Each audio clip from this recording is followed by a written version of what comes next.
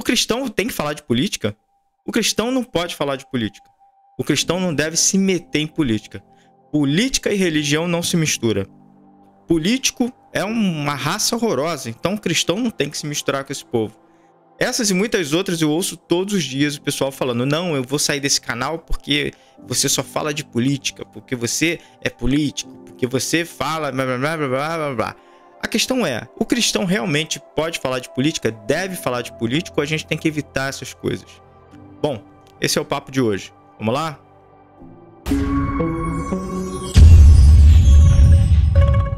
Fala galera, eu sou o Rico Rocha e é muito legal ter você por aqui. Para você que não é ainda inscrito no canal, se inscreve aqui, dá aquela curtida legal, que isso vai ajudar muito aqui. O robozinho do canal vai falar: cara, esse vídeo é interessante, então é legal a gente distribuir, beleza? E se é a tua curtida, faz isso. Muito legal, né?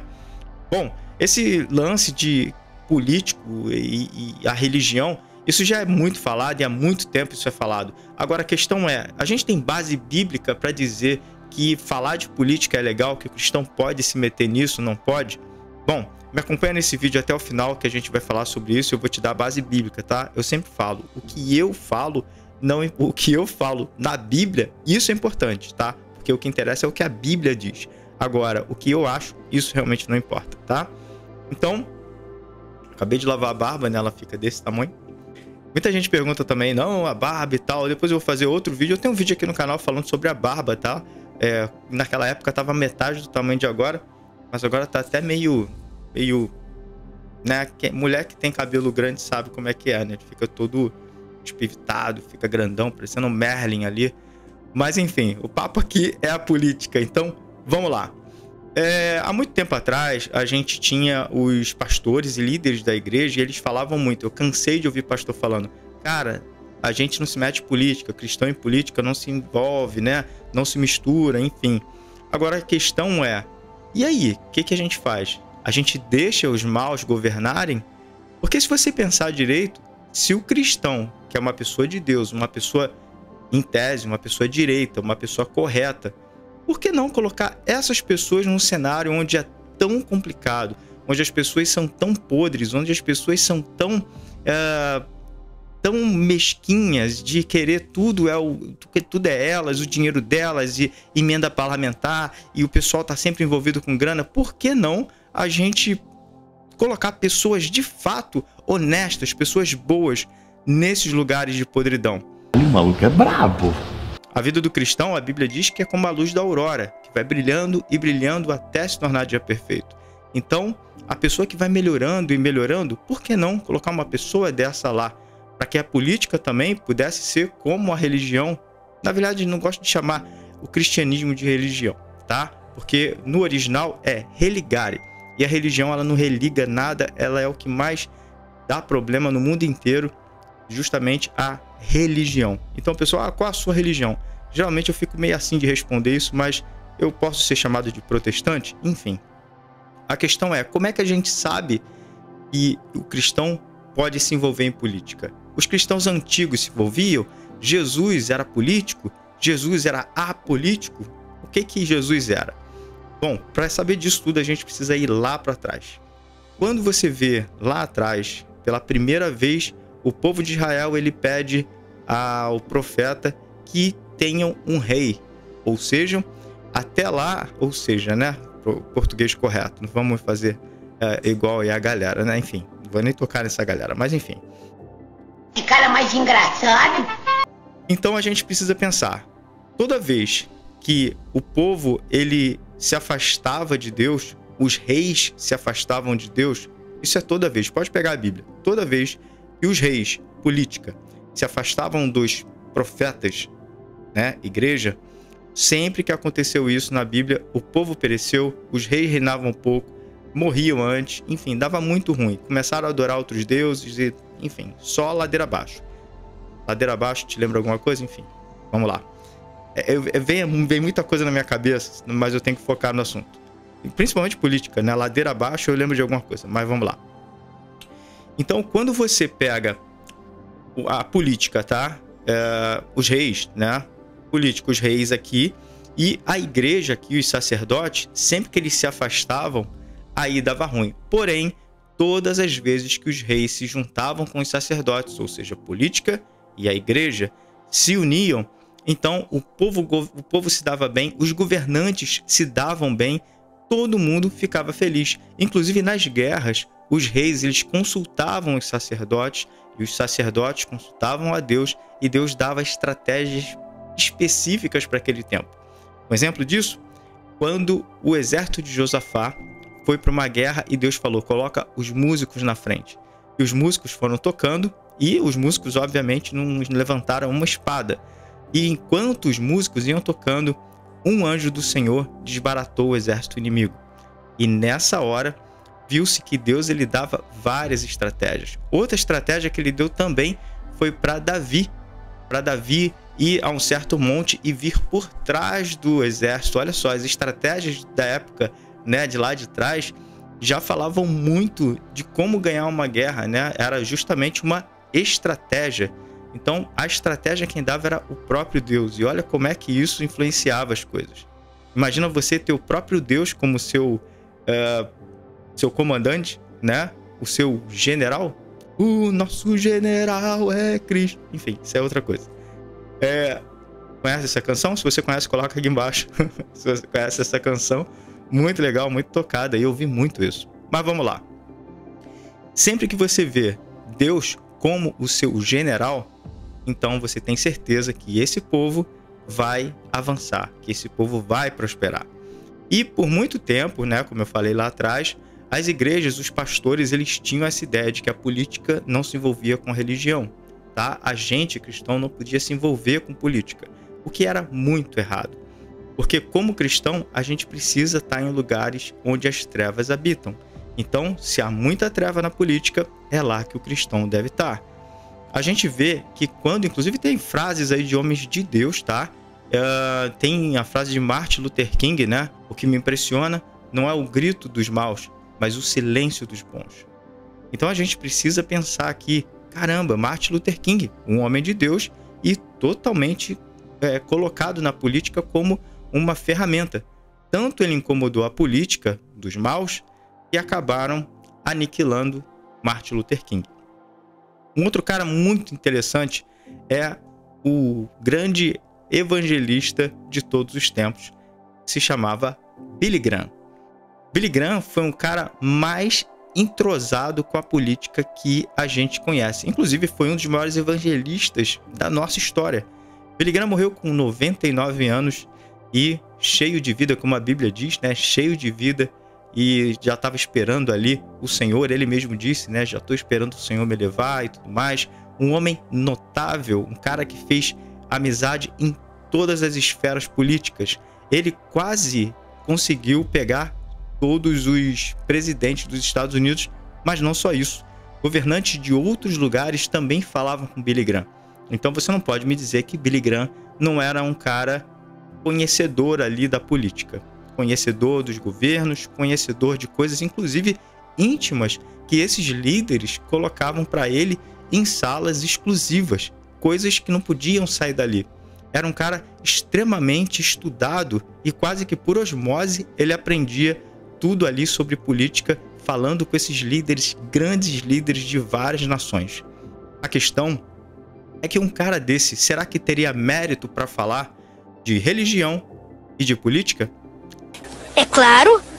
Sim, ele tinha, né, muito mérito para falar, muito conhecimento para falar, muita sabedoria para falar.